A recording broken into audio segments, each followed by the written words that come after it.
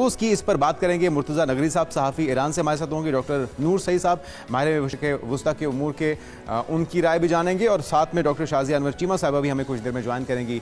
सबसे पहले मुर्तज़ा नकवी साहब आपसे जानेंगे, जिस वक्त ये 48 घंटे का अल्टीमेटम डोनाल्ड ट्रंप ने दिया तो उसके बाद शायद वो तवक्को कर रहे थे कि इस बार शायद ईरान घुटनों पे आ जाए, लेकिन ईरान ने भी बड़ा सख्त मौक़िफ़ अपनाया और उन्होंने कहा कि अगर ऐसा कोई इक़दाम किया जाता है तो फिर उसके नताइज भी बड़े ख़तरनाक होंगे। मिडल ईस्ट समेत इजराइल के ऊपर बड़े भयानक उसके हमले शुरू हो जाएंगे, जिसके बाद हमने देखा कि डोनाल्ड ट्रंप ने 5 रोज़ की मोहलत दी है। ये 5 रोज़ किस मकसद के लिए दिए हैं उन्होंने ईरान को दिए हैं या अपनी तैयारी मुकम्मल करने के लिए दिए हैं? और क्या इस बार कोई संजीदगी दिखाई दे रही है या इस बार भी रिलाय नहीं किया जा सकता डोनाल्ड ट्रंप पर, जिस तरह माजी में हम देखते रहे? बहुत शुक्रिया प्रोग्राम में शामिल होने का मौका दिया। सबसे पहले ये जो आपने कहा कि ट्रंप ने 48 घंटे की धमकी दी थी, उसके बाद वो रिवर्स हो गए, बैकफुट चले गए। इससे मुतालिक एक ब्रेकिंग न्यूज आपकी खिदमत में अर्ज कर रहा हूँ और आप अपनी रिसर्च टीम से कहिएगा कि मेरी इस ब्रेकिंग न्यूज पर काम करें। क्या ब्रेकिंग न्यूज है? ट्रेडिंग स्कैम, रिसेंट एरा का सबसे बड़ा ट्रेडिंग स्कैम आपकी खिदमत में अर्ज करने जा रहा हूँ। हुआ क्या है, ये क्यों बैकफुट पे गए? ट्रंप साहब और उनके अपने दोस्त अहबाब और उनकी फैमिली मेंबर्स को ट्रंप साहब ने ये इत्तला दी, चूंकि शेयर नीचे हैं। मिसाल के तौर पर तेल की कीमत जो है वो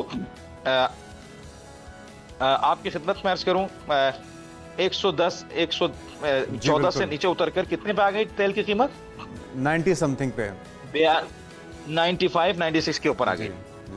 ट्रंप साहब ने अपने तमाम आइज़ा अकरबा से, दोस्त अहबाब से कहा कि आपने जो काम करना है वो ये है कि इस वक्त अरबों डॉलर्स के शेयर खरीदने हैं, चूंकि इस वक्त मार्केट नीचे है। अरबों डॉलर्स के आप शेयर खरीदें, चाहे तेल का मामला हो या दीगर मामला हो, एनर्जी से मुताल्लिक जितने भी सेक्टर्स हैं उनमें अरबों डॉलर के शेयर्स लगाएं। इनकी टीम ने, इनके दोस्तों ने, इनकी फैमिली ने क्या किया, क्योंकि बनिया आदमी है ना, कारोबारी आदमी है, करोड़ों जनाजों पर से गुजर जाएगा ये अगर इसका मफाद सामने होगा। इन्होंने क्या किया, अरबों डॉलर्स के शेयर खरीदे। ट्रंप साहब ने क्या किया, फौरन बयान दिया पीर की सुबह जैसे ही मार्केट खुली, हमने ईरान के साथ मुज़ाकरात शुरू कर दिए। कोई मुज़ाकरात नहीं, दूर दूर तक मुज़ाकरात का कोई नाम नहीं। ईरानी जो ऑफिशियल्स हैं उन्होंने, ईरानी मिलिट्री ने, उनकी जो हेडक्वार्टर्स है मिलिट्री के, वहां से बयान जारी हुआ, किसी किस्म के कोई मुज़ाकरात नहीं है। लेकिन ये बयान 1-1.5 घंटे का फासला आया। ट्रंप ने कहा कि हमने 5 दिन के लिए सीज फायर कर दिया है, हमने हमले रोक दिए हैं, 5 दिन के लिए ईरान से बातचीत मुस्बत चल रही है, कोई कंक्रीट सोल्यूशन निकल आएगा और जंग खत्म हो जाएगी, दुनिया को हमें गुड न्यूज देंगे, हालात बेहतर होंगे, मैं और आयतुल्लाह मिलकर जो है वो अपने हुर्मुज को चलाएंगे।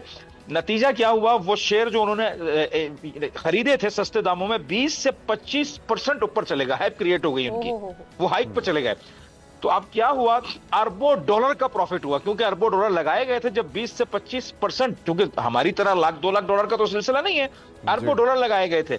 20 से 25% जब शेयर ऊपर गए तो उन्होंने फौरन उनको कैश कर लिया। अब क्या हुआ, 1 से 1.5 घंटे के बाद जब ईरान का बयान आया, जब इस बात की मीडिया में चर्चा हुई तो दोबारा शेयर्स नीचे आ गए।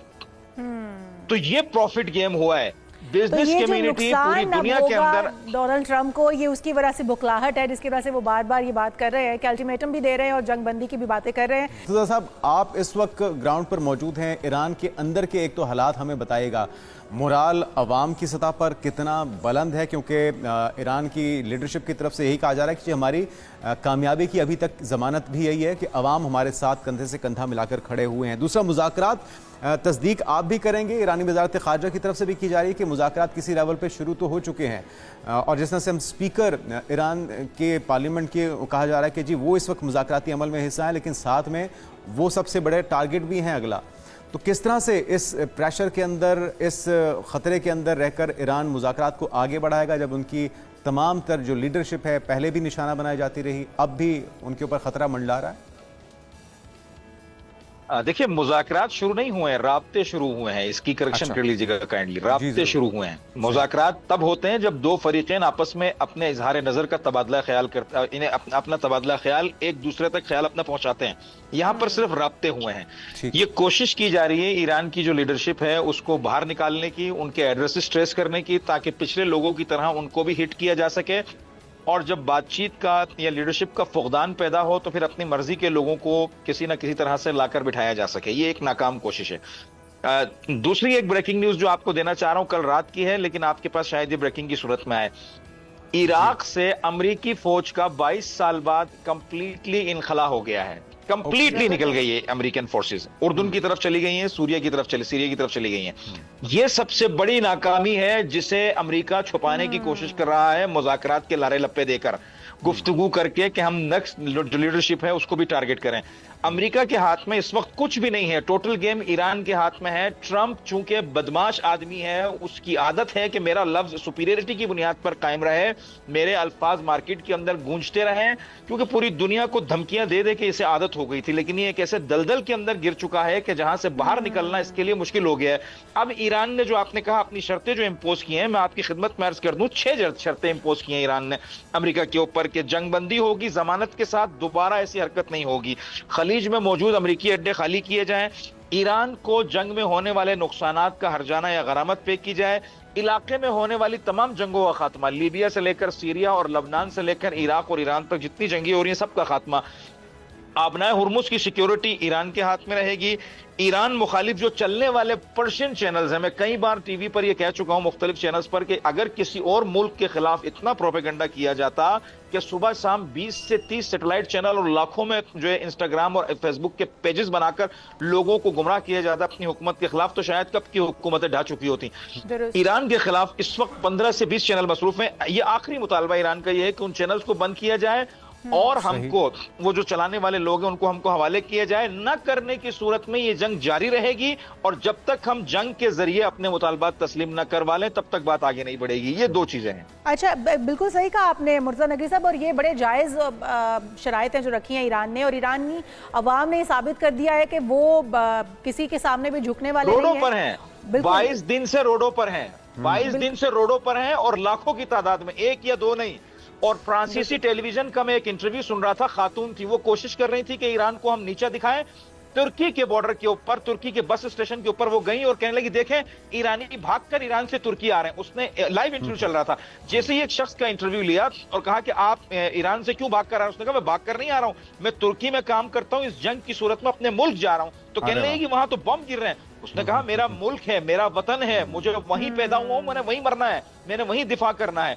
तो ये देखिए दुनिया के तमाम मुमालिक में जहां जंग होते हैं वहां अक्सरियती तो इस जज्बे को, इस जुर्रत को कैसे शिकस्त दी जा सकती है, यही समझ से बाहर है। अमेरिका को ये समझ नहीं आ रहा और यही बौखलाहट जो है उन्हें मजीद हिमाकतें करने पर शायद आमादा कर रही है। लेकिन अगर कैपेसिटी की बात की जाए, जो गुज़िश्ता रोज़ भी अंडरग्राउंड जो दिफाई निज़ाम है, जो फ़िज़ाई निज़ाम है, जो तैयारी ईरान ने पिछले 40 सालों से कर रखी है, वो बहुत ही हैरान कुन है। तो कैपेसिटी की अगर बात की जाए, चाहे वो बैलिस्टिक मिज़ाइल हों, चाहे वो हाइपरसोनिक मिज़ाइल्स हों, क्लस्टर बॉम्ब्स हों, ये कितने अरसे का कितना ज़ख़ीरा मौजूद है और कितने और सरप्राइजेस हो सकते हैं इसराइल के लिए, अमेरिका के लिए, अगर वो जारी रखते हैं? मुर्तज़ा साहब देखिए मैं आपको अपनी तरफ से बात नहीं बता रहा हूँ, रशियन डिफेंस मिनिस्ट्री के एक नुमाइंदे का बयान बता रहा हूं। उन्होंने कहा ईरान ने जो 12 रोजा जंग के अंदर अपने मिसाइल इस्तेमाल किए शायद वो 5 से 10% के दरमियान भी नहीं थे, और जो मिसाइल इन्होंने 10 साल के दरमियान बनाए हैं वो तो अभी तक सील्ड पैक हैं, उन्हें तो हाथ भी नहीं लगाया ईरान ने। तो ईरान के पास 90% से ऊपर का जखीरा मौजूद है। अब आप इसराइल के बयान को कोट कर लीजिए और एक ईरानी ऑफिशियल का बयान ले लीजिए, आपको नतीजा मिल जाएगा। अच्छा, इसराइल कह रहा है कि ईरान के पास हर महीने 300 से 500 मिसाइल बनाने की कैपेबिलिटी है। खूब, ये बात ईरान कह रहा है हम पिछले 25 से 30 साल से मिसाइल बना रहे हैं। अब आप इसको मिला लीजिए, 300 मिसाइल, 500 ना जाइए, 300 मिसाइल हर महीने, यानी हर साल 3600 मिसाइल, 3600 प्लस 10 साल, 36,000, 20 साल, 72,000 मिसाइल्स का स्टॉक इनके पास इस वक्त मौजूद होना चाहिए, जिसमें से शायद 3,000 मिसाइल, 2,000 मिसाइल 12 रोजा जंग के अंदर इस्तेमाल हुए। और डिफेंस मिनिस्ट्री के, रशियन डिफेंस मिनिस्ट्री के नुमाइंदे का यह बयान था कि ईरान के पास ये कैपेबिलिटी है कि रशिया से लेकर मुसलसल अपने आखिरी ईरानी बॉर्डर तक जितने भी खलीजी ममालिक हैं, मुसलसल कंटिन्यूटी के साथ उनको कई बार तबाह कर सकता है। ये तो हमने देखा भी है मुर्तज़ा नकवी, ये तो हमने देखा भी है जिस तरह से ईरान ने जवाबी अटैक्स किए हैं और जिस तरह से सबको दिखाया है कि ईरान के पास कितनी कैपेसिटी, कितनी कैपेबिलिटी मौजूद है। लेकिन जिस तरह से डोनाल्ड ट्रंप के बयानात भी आते थे, गुमराहकुन बयानात भी आते थे मीडिया की जानिब से भी कि जो ईरान की जो फ़िज़ाइया है उसको बिल्कुल ख़त्म कर दिया गया है, ईरानी बहरिया को ख़त्म कर दिया गया है। और उस हवाले से क्या आप कहते हैं, क्योंकि आप वहाँ पर मौजूद हैं इसलिए आप बेहतर बता सकते हैं कि ईरान जो है उसकी फ़िज़ाइया की इस वक्त क्या कंडीशन है या बहरिया की क्या कंडीशन है? आबनाए हुर्मुज़ बंद होने की वजह से ये तो हम समझते हैं कि इस वक्त कंट्रोल ईरान के पास मौजूद है, लेकिन फिर भी ईरानी बहरिया को कितना नुकसान पहुंचा है या फिर ईरानी फिजाइया को कितना नुकसान पहुंचा है अब तक? सुनिएगा, अब आपको मैं बहरिया की बात बताता हूं, यह भी पाकिस्तानियों के लिए इंतहाई ब्रेकिंग न्यूज होगी। ईरानी बहरिया के पास जो कुछ ऊपर नजर आता है जमीन के, वो 10% है, 90% नीचे है, अंडर द सी। जो अंडरग्राउंड टनल्स इन्होंने समंदर के नीचे बनाए हुए हैं, असल गेम वहां है। समंदर के नीचे जो इन्होंने अंडरग्राउंड टनल्स बनाए हुए हैं, असल क्रूज मिसाइल्स और असल जो है एंटी शिप मिसाइल्स का जखीरा हजारों की तादाद में वहां मौजूद है। अंडर सी इन्होंने पूरे अपना हुर्मुज़ के अंदर, जिस पर अमेरिका भी वावेला कर रहा है और दीगर ममालिक भी कर रहे हैं, कि माइनिंग्स कर दी हैं, और वो भी डिजिटल माइनिंग्स जो ऊपर की चलने वाली किसी भी चीज को हरारत से कैच कर सकती हैं और विद इन अ सेकंड एक बटन दबाने पर जाकर उस किश्ती को तबाह बर्बाद कर सकती हैं।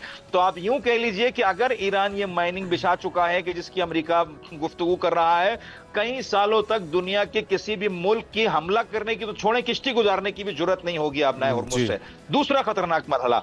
तीसरा जो इनकी खुदकश बोट्स हैं, खुदकश बोट्स का एक मरहला है कि जो तकरीबन 150 से 200 की स्पीड में जाके किसी भी चीज से टकरा के ब्लास्ट हो सकती है, जैसे खुदकश ड्रोन है। उसके बाद उस खुदकश बोट के ऊपर इनके क्रूज मिसाइल्स भी नस्ब हो सकते हैं, जो किसी भी किश्ती को दूर की रेंज तक जाके हिट कर सकते हैं। ये सारी जाहिरी वो चीजें हैं कि जिनकी बुनियाद पर यह कहा जा सकता है कि अपने हुर्मुज़ के अंदर अमेरिका जो नहीं आ रहा है, यूरोप को जो वावेला करके बुला रहा है, चीन और कोरिया को बुला रहा है, उसकी बुनियादी वजह यह है कि इनके बस की बात नहीं, वरना ये कब का आ चुके बिल्कुल बिल्कुल। और अगर इनके बस की बात होती तो अभी तक चीजें काफी ज्यादा हालात मुख्तलिफ होते। लेकिन एक और दिलचस्प एंगल, ईरानी इस वक्त मौजूदा हुकूमत और ईरानी अवाम किस तरह से देखती है रशिया और चाइना के किरदार को, दो अहम इस खित्ते के भी और दुनिया के प्लेयर्स जो कि डायरेक्टली अमेरिका के मुखालिफिन में भी शामिल हैं। क्या आपको लगता है कि ये दोनों ममालिक तो खुद नहीं चाहेंगे कि ये जंग फौरी तौर पे ख़त्म हो, क्योंकि जिस तरह की सुबकी हो रही है सुपर पावर को ईरान के हाथों, अपने से कई गुना छोटे मुल्क के हाथों, जिसका दिफाई बजट भी, जिसके वसाइल भी अमेरिका से बहुत कम है, तो ऐसे में आपको लगता है कि रशिया और चाइना की ख्वाहिश है कि वो ताइवान को मिला ले, रशिया की ख्वाहिश है कि वो यूक्रेन को मिला ले, और एक ऐसी मामले में कि उनकी आपस में मामला सेटल डाउन होने से पहले ही अमेरिका एक्सपोज हो गया ईरान के हाथों, तो आपको लगता है कि उनकी तो ये ख्वाहिश होगी कि इसी तरह से मामला चलता रहे और मजीद और ज़्यादा शर्मिंदगी का सामना करना पड़े ईरान के हाथों अमेरिका को? देखिए, इसमें तो कोई दो राय नहीं है कि इस जंग के जो बेनिफिशरीज हैं वो चाइना और रशिया हैं इस वक्त, अभी तक जो ईरान के हाथ में ये जंग जो चल रही है और ईरान का जो पलड़ा बारी है। और मैं आपको एक अमेरिकी जरीदे की रिपोर्ट बता रहा हूं, उसके मुताबिक इस वक्त जो जितनी भी किश्तियां समंदरी हुदूद के अंदर चल रही हैं, वो यूरोपियन हो या अमेरिकन हो या यूके की हो, इन तमाम किश्तियों की लोकेशंस को, पिन लोकेशंस को रशिया ईरान को अरसाल कर रहा है, और ईरान पिन पॉइंट पर उन किश्तियों को या उन जो समंदरी वसाइल हैं जंगी, उनको हिट कर रहा है। और दूसरा बड़ा मसला है, ईरान के जो मिसाइल्स अमेरिका के जो पिन पॉइंट लोकेशंस हैं उनको हिट कर रहा है। देखिए, अमेरिकी जरीदा ये कह रहा है 1.1 बिलियन का जो कतर में अमेरिकी सबसे महंगा ड्रोन था, जिसकी क्वालिटी ये थी कि 5000 अपने इतराफ में चारों तरफ 5-5 हजार किलोमीटर तक के एरिया के अंदर कोई भी छोटा सा कोई जो है वेपन अगर जमीन से उठे तो वो फौरन बता देता था कि ये कहां से उठा है, कितनी रेंज है और कहां जाने वाला है। उस रेडार को जो 1.1 बिलियन का है और नायाब मादे से वजूद में आता है, उसको वजूद में आने में भी कई साल लगते हैं, एक शाहिद ड्रोन के जरिए जिसकी कीमत $20,000 है। और ये सरप्राइजेस हैं, एक के बाद एक झटका है, और शायद इसी तैयारी के लिए उन्हें और कुछ दिन चाहिए थे, और उसको कहा जा रहा है कि जी हम मुज़ाकरात के लिए कोशिशें कर रहे हैं। बहुत शुक्रिया मुर्तज़ा नकवी साहब। डॉक्टर नूर सईद साहब हमारे साथ मौजूद थे, और सूरत हाल कशीदा भी है, लेकिन हमारे लिए बाइस